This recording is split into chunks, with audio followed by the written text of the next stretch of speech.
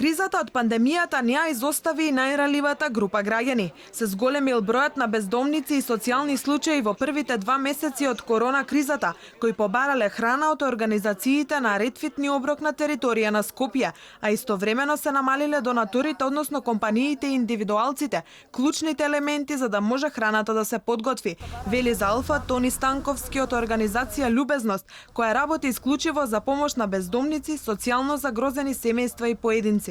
Бројот на корисници кои што им беше потребна помош во првите да кажам 2 месеци порасна.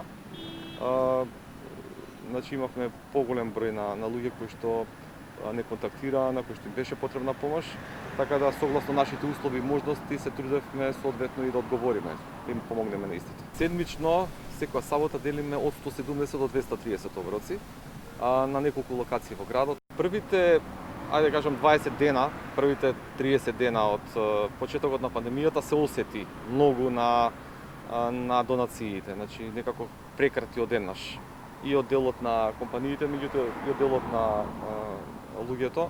На некој начин се тоа не затекна сите нас. Пандемијата не запира тука. Од Црвен крст за Алфа велат дека со кризата не е зголемен бројот на бездомници, ама е зголемен бројот на луѓе кои се обраќаат до нив за посоодветни услови за живење.